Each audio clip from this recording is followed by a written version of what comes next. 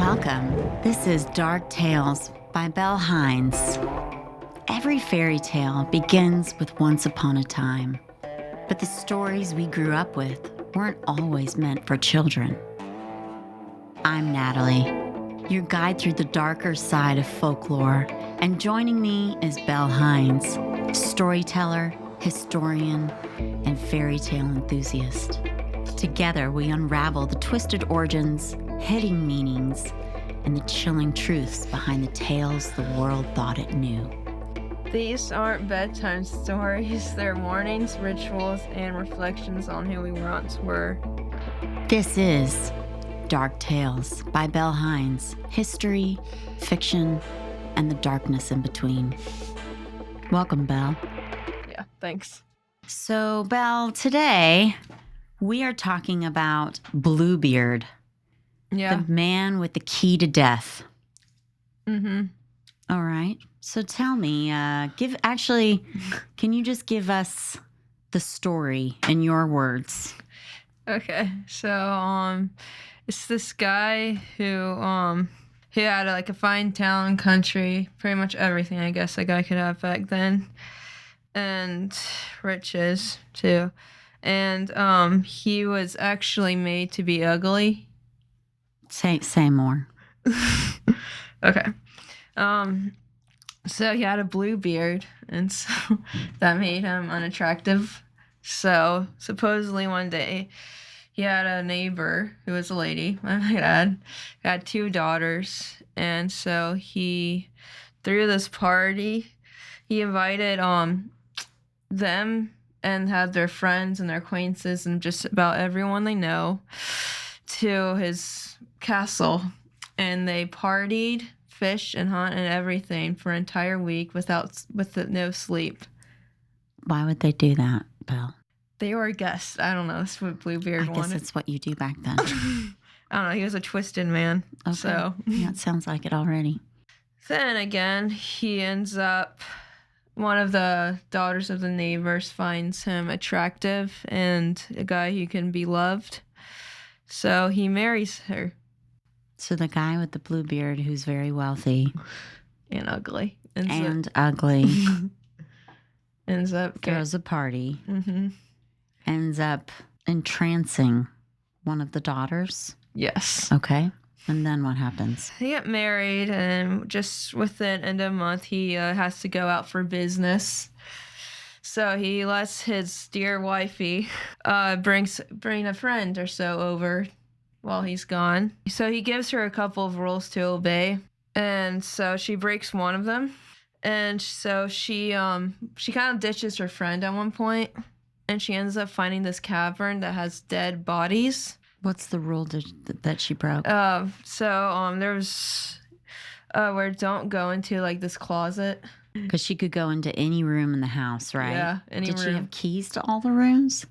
Yeah, just that about. What it was? Yeah, except she broke into it. She saw a key for this closet and broke, and saw there were dead bodies in it, and she realized that was his ex-wives. Wow, this is a fairy tale? Yes. Okay. So then what happens? This is intriguing. I'm already sucked in. So she finds there's a key to it, and she knows it's blood, so she tries to wash it off. But the more she... Wait. Why did the key have blood on it? I think it just was from, from all the bodies. Yeah, from all the bodies. Absolutely. Yeah. And so she tries to wash it off, but the more she washes off, the more it gets on. Blood reappears. It's a magic key. It's Yeah. a magic bloody key. So then what happens? So the Bluebeard's trip got canceled early. Apparently, he wasn't needed on the business he was attending to, so he returned 6 weeks earlier than he was expected. He finds the key that was kind of like this backdoor key too. He noticed it was gone, so he asked for it back because he figured his wife would have it. Ooh, salty. So she hands it, but she's trembling while handing it back to him. So he obviously same girl, same. So then he finds out that what she did. She opened the closet that has the dead bodies, And he declared her execution death. That's because he just has that kind of power. He's like, Yeah. I declare execution. And so she wept, begged to Obviously. not. He was very resist for disobeying him. Like, didn't like it. I guess. She then asked if she could pray first. Wow, this is like, it's a very detailed fairy tale of tragedy, right? I mean, you're really getting into the girl's like psyche here. Yeah, so she's trying. She begs, mm-hmm. and that doesn't work. And Yeah. then she says, like, "Well, I need a moment to pray." Yeah. Okay. And so he locks her. He takes her to this tower. Then she calls out to her sister, and she suppose I guess they have brothers too, so. They're like gone. And they're neighbors. Yeah, and they're neighbors. Okay. But like she's kind of wanting her brothers to come rescue her. So she calls out asking if he's seen her brothers. Do you see anything? Are they coming? Her sister's replies no. And she does this for several days. She keeps like stalling, like buying herself time. Give me a minute. He just keeps ordering it, and she keeps telling him, I need more time to pray. To pray. Okay. Yes. Mm-hmm. And so eventually she continues to like ask her sister or her brothers day after day. And then finally one day Bluebeard goes to the tower and demands her to come down so she can be executed. She can die, basically. Yeah. Come down from this tower. So she then die. Yes. Okay. Exactly. So then what happens is she tries one more attempt to ask her sister, and she says yes. Just about she sees their brothers coming. So then Bluebeard actually comes up to her and he drags her, grips her by her hair, and drags her down to where he Dang. He's angry at this point. Yes. Okay. I don't think he's a nice man. No. You don't think so? No, I mean, he declares execution on someone when they break one rule. Dang. Not to mention the dead bodies. Yes, that too. Yeah. And so then the brothers come in time and they like kind of draw their sword and a slice through Bluebeard, runs through Bluebeard. They like kinda, or they do. They real? do. Sorry, I had to relook. Just was making. I had to relook at my story recap thing. Totally get it. And so he dies. All goodness comes, and the girl actually gets all possessions of all his everything he ever owned. Wow. Okay, so this is interesting. Yeah. Because as I have learned more about the darker fairy tales of the past, a lot of them don't have resolve or happy endings. Mm-hmm. So, I mean, what do you think about this? It was intriguing, I mean, she lived, so that was a good thing. I know. Why do you think it ended on a positive note? Because I thought it would be I guess there were already too much dark fairy tales, so I guess whoever wrote this thought it'd be a good idea to have a little happy. A little happy. Not a lot. Not a lot. Just a little happy. Yeah. It's not like a happily and ever after. She gets married and then finds the perfect guy and get married. It's not she just gets everything the guy she was ever married to. Right. Here's a little bit. The end. Yeah. Okay, I understand. Yeah. So tell me about what was going on in history when this fairy tale was written. So it was around the 15th century. A man named Gilles de Rais, a French knight. That's who it was based off of, right? Yeah, well, that's what the people are saying. That's what it's like. So the word on the street. It's but about it's this kind guy. of a bit of the inspiration at the same time. And he was a real life man. Yeah. Tell us about him. Well, he's French. Okay. Good to know. And he was like a nobleman, so he was friends, so he kind of like fought side Joan of Arc in her time. So he sounded like a good guy. What happened? I don't know, I guess he just like snapped. I didn't find really that much about why he committed murder. It's just that he did. So later on, he, started murdering children, women. Good God. Okay, just casually. Yeah, I guess. I mean, he was, I guess so. So I'm curious on why. Obviously, he was also not a good guy. Yeah. Kind of mean. Yeah. But I wonder what the correlation is. Like, really, what inspired, other than the fact that this guy was evil and he killed people? What's the correlation with the dead wives in the closet and this guy? Because that's very specific. Hey, here's a Bluebeard man who keeps all of his dead wives in a closet with a key. And then here's this guy who did a lot of cool war things, and then he also ended up being mean and murdering people. How is that a side-by-side comparison? It doesn't feel like it.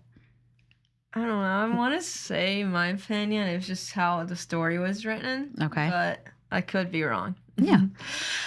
So I had heard that the same guy who wrote this originally also wrote a couple of other famous fairy tales. The guy was Charles Perrault. Yeah. Perrault, in 1697. What are the other fairy tales that he's more widely known for? I think it was like Cinderella and possibly Little Red Riding Hood. Okay, because Little Red Riding Hood, that's an evil story, folks. Oh, I yeah. mean, if you dive into that, what is happening? You know what I mean? Yeah. But the Cinderella one, Yeah. we got to get to that one later, because that one's not such a pretty fairy tale in real life. It has some historic, dark elements. What do you know about Cinderella? The original is that it's more messed up than you think it would be, especially when there's a Disney version to it. Exactly. Yes, the Disney version, folks. I don't know if you know of some of these fairy tales are not depicted the way they were originally written. Yeah. Is this correct? Yes. Okay. Give me like one like sideline. This is how it was really written. Cinderella. That's not in the movie.